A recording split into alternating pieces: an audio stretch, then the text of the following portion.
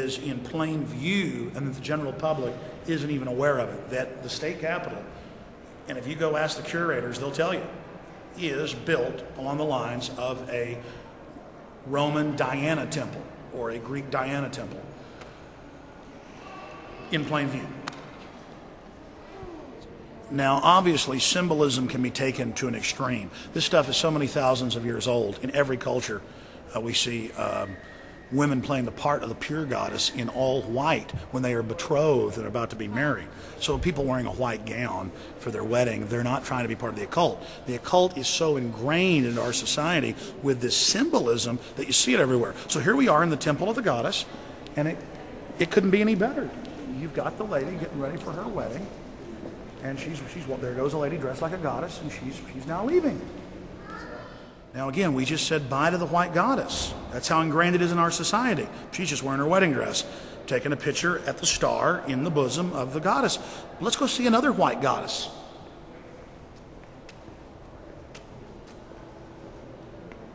The Texas Capitol ornament. I guess they're selling these, and it says Goddess of Liberty. Just like the Statue of Liberty is the goddess. And here is the Goddess of Liberty with a sword to protect it, and the star, her magical powers, her amulet in her hand. And look, she's wearing white. She's ready to be wedded to the horned god. Just like the goddess we saw in there, wearing her ritualistic goddess white purity. See how ingrained it is in everything? It's either goddess or it's the military, it's the horned god, it's the male. This is where thousands of years ago they would have done a ritual with an altar right here. Now we have our children sit there and take pictures.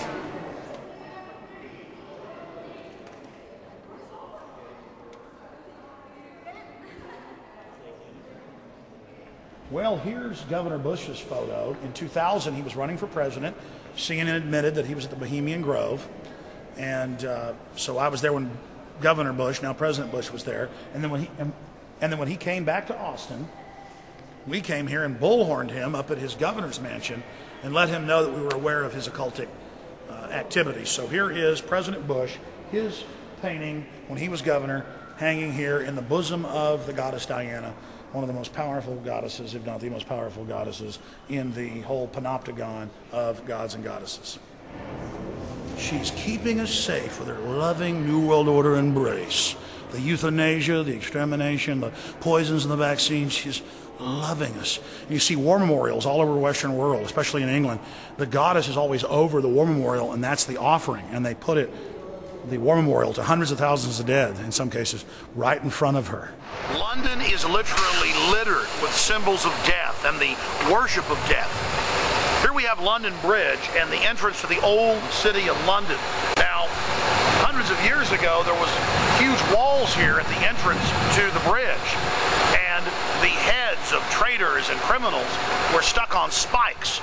This giant monument is a monument built to those spikes. Can you imagine a more bloodthirsty symbol? And it's so disgusting to see them literally reveling in this historical fact.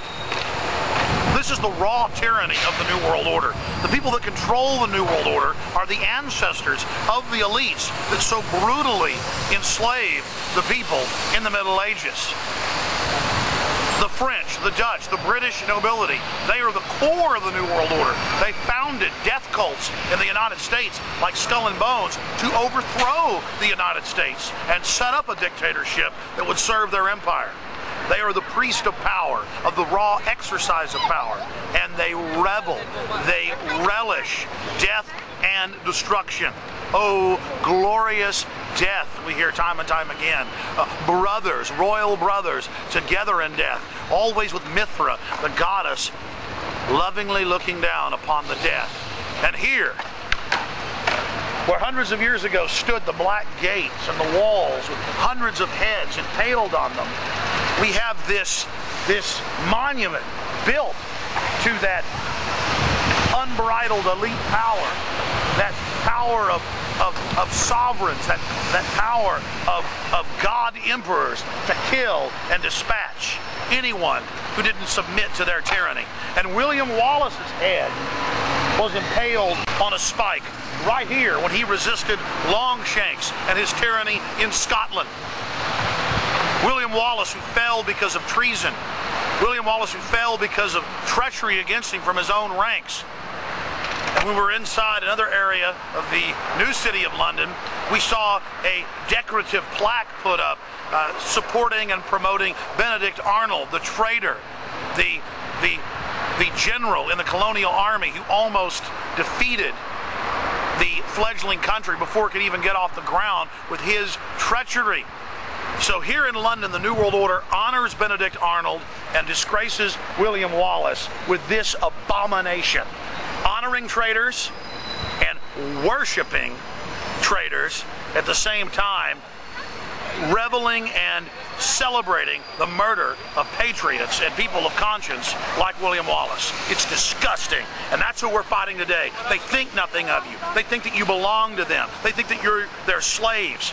It's time to understand that these people are not our rightful rulers, do not own us. We are not their subjects. It's time to stand up against the New World Order. It's time to get our liberties and freedoms back and tell this elite inbred scum that they're not better than us.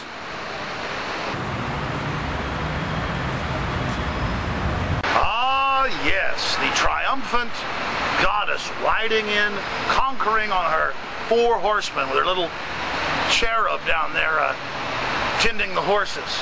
And all over the Western world, whenever you see one of these goddesses, they will normally be looking down on another memorial that symbolizes death. And within the secret Illuminati language, that means the sacrifice.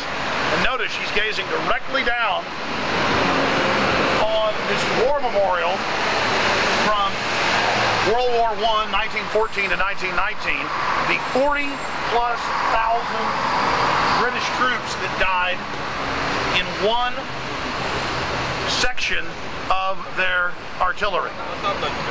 So this symbolizes 46,000 killed in a war that was engineered by the elite on both sides. A war that wasn't against either government, a war that was really against the individual populations. That's what these wars have always been about. The 100-Year War that the British had with the French, that was about controlling populations. They've even found a lot of the historical letters where you will have the different kings and queens conferring between themselves, because they're all cousins, saying, "Oh, cousin, it's time for a war. I've got some rabble causing a problem. I'm going to deal with them immediately. Yes, we'll have to whip up a wall in for you there.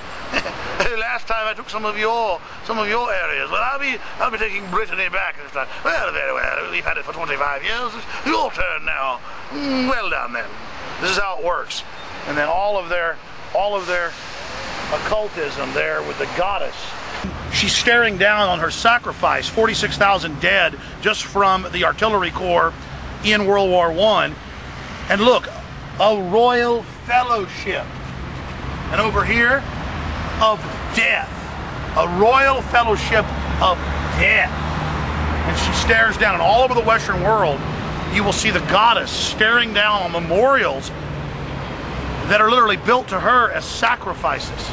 And right here, Skull and Bones, Order of Death, Order of the Death's Head, the Nazis, the Royal Fellowship of Death, and everywhere, the glorious dead, the glorious slaughter, the glorious bloodletting that the goddess demands. See, here's the Illuminati language, hidden in plain view right in your face. Look at this statue of Achilles. Just more of the open mystery religion occultism of the city of London. Another war memorial, this time cast according to a Greek hero or Greek demigod.